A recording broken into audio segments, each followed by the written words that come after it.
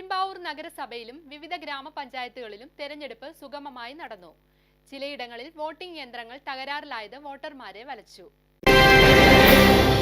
മറ്റിടങ്ങളെ അപേക്ഷിച്ച് പെരുമ്പാവൂർ നഗരസഭയിലും സമീപ ഗ്രാമപഞ്ചായത്തുകളിലും ശാന്തമായാണ് തെരഞ്ഞെടുപ്പ് നടന്നത്. ഭൂരിഭാഗം ബൂത്തുകളിലും മുന്നണി നേതാക്കളും സ്ഥാനാർത്ഥികളും വളരെ സൗഹൃദപരമായി പെരുമാറിയത് ആശ്വാസകരമായി. രാവിലെ 7 മണി മുതൽ വലിയ തിരക്കില്ലാതെ ഒരേ രീതിയിൽ തന്നെയാണ് മിക്ക ബൂത്തുകളിലും തെരഞ്ഞെടുപ്പ് പ്രക്രിയകൾ നടന്നത്.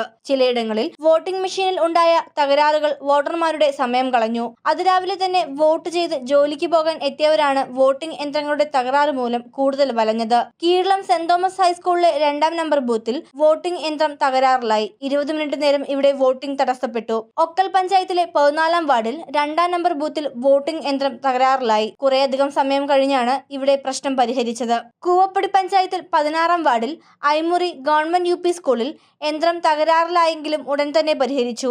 വെങ്ങോല ഗ്രാമപഞ്ചായത്ത് 12ാം വാർഡിൽ അല്ലപ്ര ഗവൺമെന്റ് UP സ്കൂളിലെ ബൂത്തിൽ അരമണിക്കൂറോളം വോട്ടിംഗ് തടസ്സപ്പെട്ടു. വോട്ടിംഗ് യന്ത്രത്തിന്റെ തകരാർ തന്നെയായിരുന്നു കാരണം.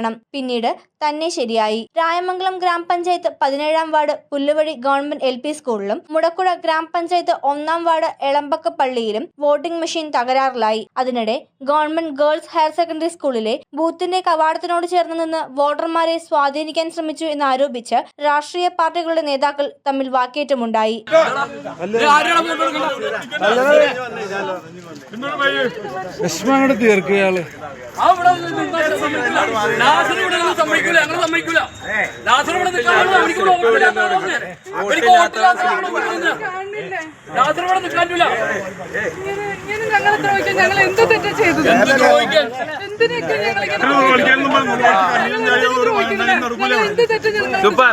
വോട്ടില്ലാത്തമാര് മാറി വോട്ടില്ലാത്തമാരാണ് മാറി ചെല്ലടാ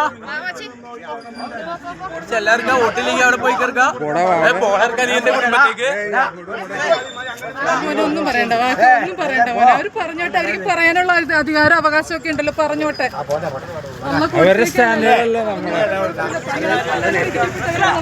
ഇത് പിന്നീട് വലിയ വാക്കേറ്റത്തിലും കയ്യാൻകളിയുടെ വക്കിലുമെത്തി. വിഷയത്തിൽ മുതിർന്ന നേതാക്കളും പരസ്പരം വെല്ലുവിളികൾ നടത്തി. News desk, media city, Perumbavoor.